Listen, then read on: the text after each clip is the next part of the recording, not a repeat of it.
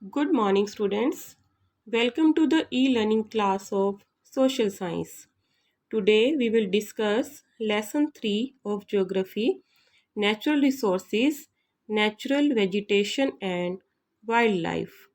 In this lesson, we will discuss about different types of vegetations and wildlife found in different continents of the world. Dear students, our Earth is a unique planet. Water and air on the earth favors the evolution and growth of plants, followed by animals and human beings.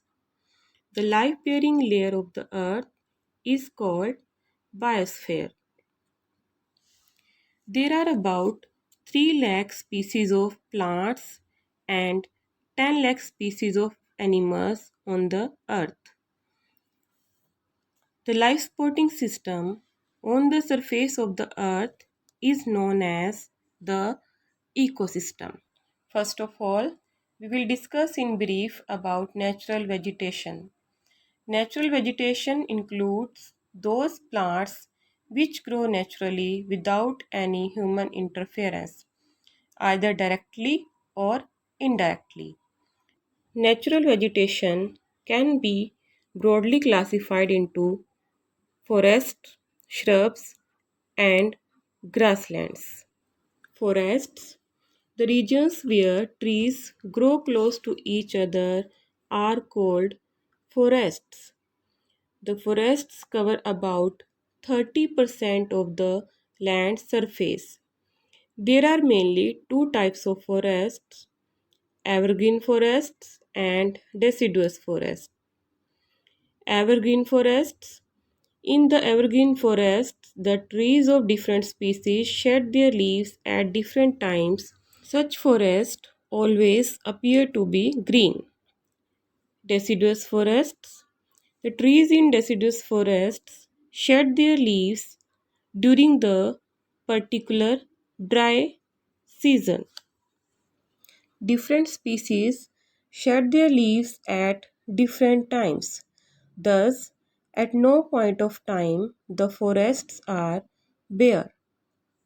On the basis of location, forests can be classified into tropical and temperate forests. Tropical forest. Tropical forests are found in the equatorial and monsoon regions. The equatorial forests are very dense and have valuable hardwood yielding trees such as ebony, mahogany, and rosewood. Temperate forests. These forests are found in the temperate zone. These are broad-leaved evergreen trees. The main trees are oak, ash, maple, and hemlock. Coniferous forests. These forests are found in the northern hemisphere and high altitude areas. In these forests, the trees are tall, bear conical fruits, and have thick needle shaped leaves. These forests are also known as alpine and boreal. The main softwood trees are pine, spruce, cedar, and fir. Grasslands. The regions where grasses and grass-like plants grow are called grasslands. There are two types of grasslands, tropical and temperate. Tropical grasslands. These grasslands are also known as savanna, located between equatorial rainforest. Temperate grasslands. These grasslands are more widespread, such as prairies in North America, steppes in Eurasia, and downs in Australia. Conservation of natural vegetation. Conservation means the protection of natural resources. Conservation does not mean that we should stop using the natural resources, but it means that we should use the resources wisely. The main reasons for the degradation of natural vegetation are human activities, deforestation, and forest fires. Methods of conservation of natural vegetation are afforestation. It means plant more and more trees. The awareness programs such as Van Mahotsav, Chipko movement, social forestry should be encouraged at local level as well as regional levels. Next, we will discuss about wildlife. The term wildlife normally includes the members of plants and animal kingdoms which live in a natural habitat. We do not have the exact idea as to how many types of animals, birds, insects, reptiles, and fishes are found on our earth. About 1 million of species have been listed. Each part of the earth has its own group of animals. Some of them are found in other parts also, and a few are distinct to that region only, such as llamas in Andes, kangaroos in Australia, and penguins in polar regions. Now we will discuss about wildlife of Africa. Africa is gifted by nature with a large variety of wildlife, which includes elephant, hippo, lion, zebra, giraffe, python, hippo, and other animals. Many national parks and wildlife sanctuaries have been developed in Africa. Wildlife of Asia. Asia is also known for a large variety of wildlife, which includes rhino, elephant, panda, tiger, leopard, and many other animals.